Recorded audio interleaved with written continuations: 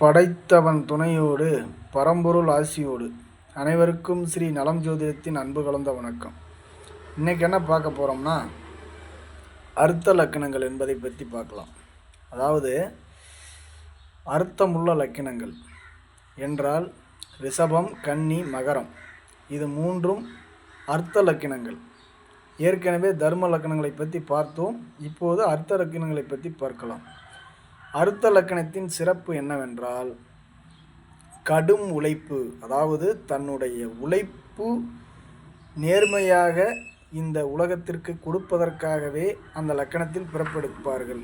யார் ஒருவர் ரிஷபம், கன்னி, மகரம் இந்த மூன்று லக்கணத்தில் பிறப்பெடுக்கிறார்களோ அவர்களெல்லாம் தங்களுடைய கர்மா எனக்கூடிய உழைப்பு, அதாவது உழைப்பை, அது அரசாங்க பதவியில் இருக்கலாம், அல்லது தனி மனித உழைப்பாக இருக்கலாம், விவசாயம் சார்ந்த உழைப்பாக இருக்கலாம், எந்த உழைப்பாக இருந்தாலும் அந்த உழைப்பை 100% எந்த ஒரு வஞ்சகம் சூழ்ச்சி இல்லாமல் நேர்மையாக உழைத்தார்கள் என்றால் இவர்களுக்கு இறைவன் எல்லா வளங்களையும் நலங்களையும் தானாக கொடுப்பார்.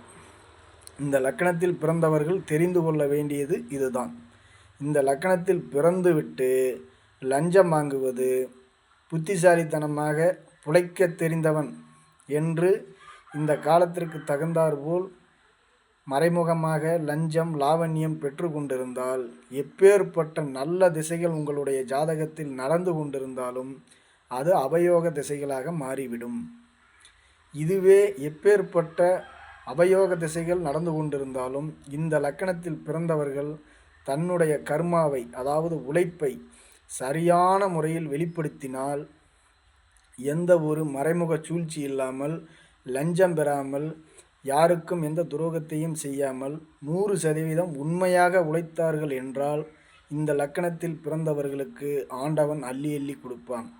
இந்த லக்கணத்தில் நீங்கள் பிறந்து உள்ளீர்கள் என்றால் நீங்களே உங்கள் ஜாதகத்தை எடுத்து பார்த்து கணக்கு போட்டு பாருங்கள், சரியாக வரும். ரிஷபம், கன்னி, மகரம் இந்த லக்கணத்தில் பிறந்தவர்கள் உழைப்பின் மேன்மையை 100% உண்மையாக உழைத்தார்களே என்றால் அவர்களுக்கு எல்லா வளங்களும் கிடைக்கும்.